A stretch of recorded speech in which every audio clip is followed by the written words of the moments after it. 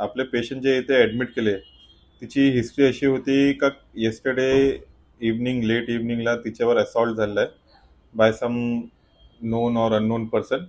So after the injury तिला blunt trauma आणि थोडा डीप मसल इंजरी झालेली आहे नेकला, ॲब्डोमेनला आणि बॅकला. ठीक आहे. तर जे नेकला इंजरी झालेली त्यामुळे तिच्या नेकला स्टिफनेस आलेली, ती नेक मूव्ह करू शकणार नाही. आणि बॅकला जे इंजरी झालेली त्या इंजरीमुळे तिला उभे राहायला, चालायला आणि पायसुद्धा उभे करायला जमत नाहीये. ठीक आहे.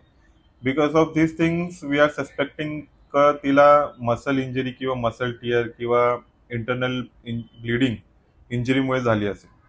तर for that initially we have started medicines, injections आणि थोडा तिला स्टेबल झाला का, पेनचं प्रमाण कमी झालं का, we are planning for MRI of neck, ज्याला आमच्या भाषेमध्ये म्हणतात का MRI cervical spine with lumbar spine and whole spine screening. तर या प्रकारचे टेस्टिंग केल्यानंतर आपल्याला एक पिक्चर क्लिअर होईल का तिला आतमध्ये किती डीप और ग्रीवियस इंजरी झालेली आहे, if there is any bleeding, if there is any muscle tear, if there is any nerve injury involvement or not. Yesterday त्या लोकांनी already CT scan of abdomen केलेले, ज्याच्यामध्ये मी त्या रेडिओलॉजिस्टशी फोनवर बोललेलो आणि त्यांनी मला सांगितलं का तिला ॲट प्रेझेंट तर ॲब्डोमेनला काही आतमध्ये ब्लिडिंग वगैरे नाही. रिपोर्ट त्यांच्याकडे ऑलरेडी दिले गेलेले आहे. तर जसा रिपोर्ट येईल मी आमच्या फाईलमध्ये अटॅच करेन.